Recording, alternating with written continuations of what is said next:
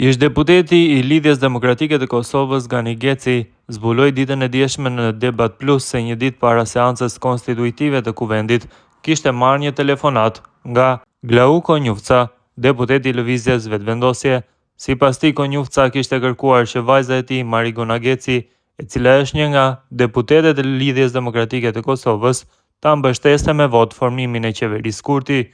Geci tha se Konjufca I kishte kërkuar të shprehte nëse kishte ndonjë kërkesë në këmbim të votës së vajzës së tij, por ai pretendoi se e kishte refuzuar çdo mundësi për marrëveshje, duke theksuar se nuk ishte I gatshëm të bëjë pazare me votën. Gani Geci zbuloi mëtej se kërkesa e vetme e tij kishte qenë që Albin Kurti t'i përgjigje një letre që familja Geci I kishte dërguar kryeministrit dhe të kërkonte falje publike për të kaluarën. Nuk ka tani, por ka pas, nga sekserët e Lëvizjes Vetëvendosje. Është një prej deputetëve të Vetëvendosjes së rrethit të Prizrenit dhe ish kryetari I kuvendit I Lëvizjes Vetëvendosje, zoti Glau Konjufca. Më datën 14, një ditë para seancës së parë, më ka thirrë në telefon dhe më ka thënë çfarë po kërkon që të na votosh, që Marigona Geci ta votoj qeverinë e Albin Kurtit, dhe unë I kam thënë, unë nuk kërkoj asgjë, unë nuk e shes votën time, unë nuk I shes 20.500 vota që I ka marrë Marigona Geci në LDK.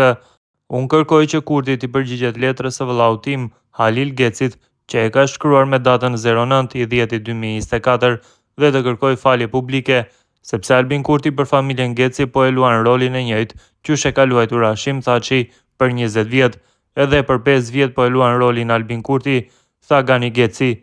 Pas zbulimit të telefonatës nga ana e Gani Gecit, kanë reaguar politikanë të shumtë dhe analistë të shumtë. Fillimisht deputeti I Lëvizjes Vetëvendosje Fitore Pacolli I ka dalë në mbrojtje të telefonatës së Glau Konjufcës ndaj Gani Gecit për t'i kërkuar votën vajzës së tij, që është deputete e LDK-s.